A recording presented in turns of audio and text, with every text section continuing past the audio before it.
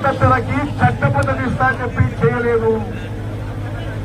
సంవత్సరానికి 2 కోట్ల ఉద్యోగాలు ఇస్తా చెప్పి చేయలేదు. అన్ని విధాలుగా నరేంద్ర మోదీ బీజేపీ ప్రభుత్వం తెలంగాణ రాష్ట్రానికి నల్గొండ పార్లమెంట్ నిజానికి మోసం చేసిండ్రు. బీజేపీకి ఓట్లడిగే అర్హత లేదు. ఇక బీఆర్ఎస్ పార్టీ మాట్లాడాలంటే బీఆర్ఎస్ పార్టీ పని అయిపోయింది. మాట్లాడకుండా టైం లేదు. పార్లమెంట్ ఎన్నికల తర్వాత తెలంగాణ రాష్ట్రంలో బీఆర్ఎస్ పార్టీ మనుగడ ఉండదు. నిన్నేదో రాత్రి టీవీలో కేసీఆర్ ఏదో పిచ్చి పిచ్చిగా మాట్లాడుతున్నాడు.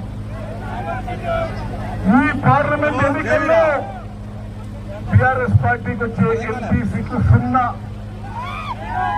పార్లమెంట్ ఎన్నికల తర్వాత బీఆర్ఎస్ మనుగడ ప్రశ్నార్థకమే.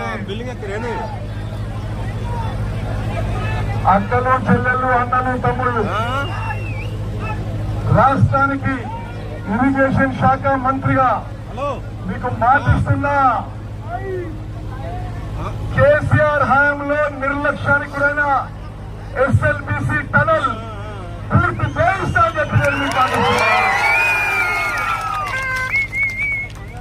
అదేవిధంగా జిల్లా నాయకుల కోరిక మేరకు విజ్ఞప్తి మేరకు డిండి లిఫ్ట్ ఇరిగేషన్ స్కీమ్ కూడా పూర్తి చేయిస్తానని చెప్పి నేను మాటిస్తున్నా.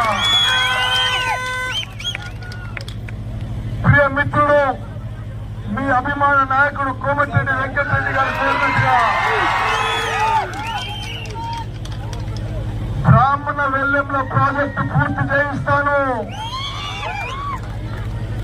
నల్గొండ అసెంబ్లీ నియోజకవర్గంలో వారు కోరినట్టుగా ఈ ప్రాజెక్ట్ ని కొత్తగా 60,000 ఎకరాలకి నీళ్లు అందించే విధంగా చర్యలు తీసుకుంటాము.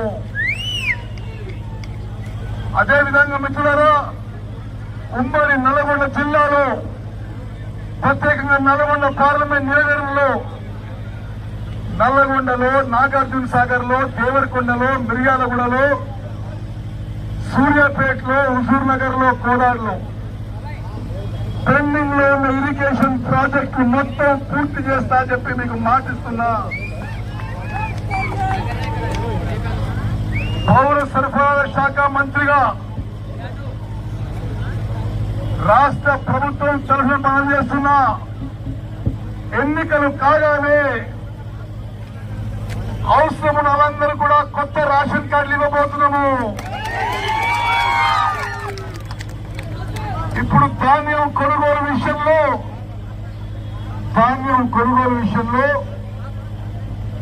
ప్రతి గింజ ధాన్యం ఎంఎస్పీకి కనీస మద్దతు ధరకి మన ప్రభుత్వం కొనుగోలు చేయబోతుంది. ఎక్కడన్నా మిల్లర్లు గాని వ్యాపారులు ఎంఎస్పీ కంటే తక్కువ ధర కొనుగోలు చేస్తే కఠిన చర్యలు తప్పవని చెప్పి మనం చేస్తున్నాం.